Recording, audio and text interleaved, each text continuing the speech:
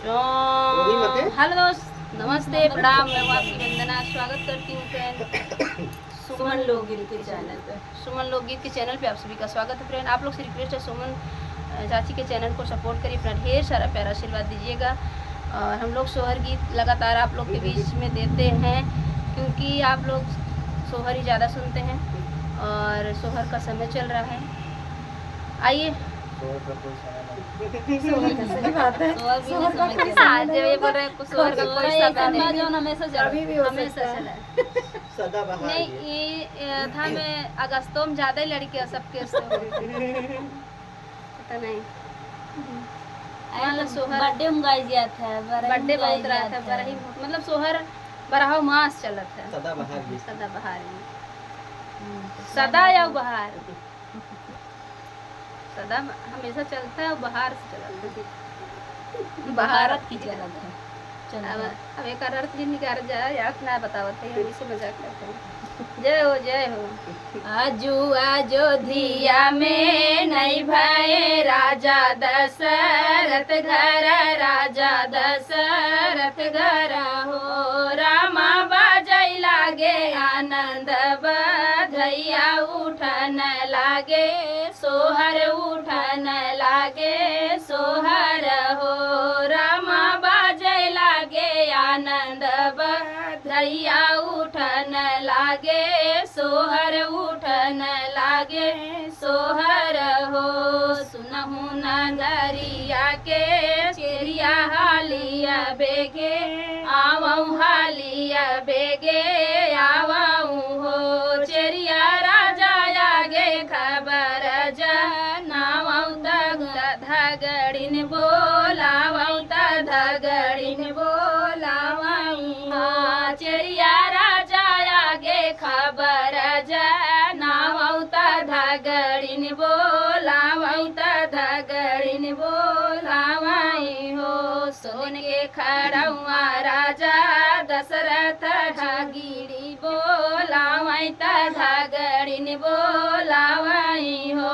धगड़िन बाड़े रे आला पकड़ा मैया तब भुइया पड़ लोटई ता भुइया पड़ लोटई हो। दगड़िन बाड़े रे आला पकड़ा मैया ता भुइया पड़े लोटई ता भुइया पड़े लोटई हो। चलबाई ए राजा चलबाई ता तोहरे महलिया ता तोहरे महलिया नु हो।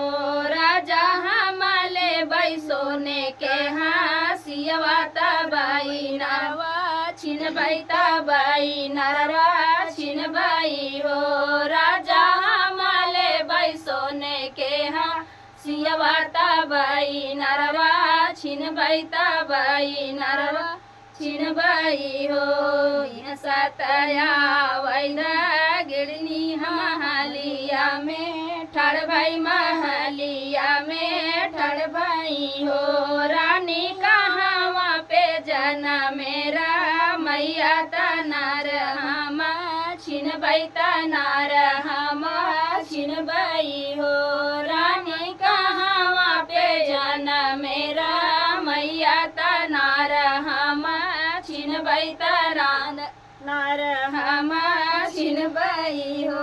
रानी कौशल्या दीही हरवा सुमित्रा दीही रूपवा सुमित्रा दीही रूपवा हो। रामा के छूट की मुनरिया धगड़ी नहीं भावई धगड़िन नहीं भावई हो। रामा के छूट की मुनरिया धगड़िन नहीं भावई धगड़िन नहीं भावई हो। इतना जदी है धगड़िनी तोहका माने है नहीं भावई माने है नहीं भावई हो। धगड़िन ले मैया उठाई तोहरे घरे सोहर तोहरे घरे सोहर हो। धगड़िन लाई जा मैया उठाई तोहरे घरे सोहर तोहरे घरे सोहर हो। त्योहार सिले जा त्योहार सिले जाते हूँ हो रानिया अपन सर्व मड़ैया मैं छन में लूटवते हूँ मैं छन में लूटवते हूँ हो रानिया अपन मैं सर्व मड़ैया मैं छन में लूटवते हूँ मैं छन में लूटवते हूँ हो। तो फ्रेंड बहुत ही सुंदर प्यारा सा सोहर गीत था। आप लोग को कैसे लगा कमेंट बॉक्स में बताना। फिर मिलते हैं किसी नए गाने से, तब तक के लिए बाय बाय दोस्तों। ये गाना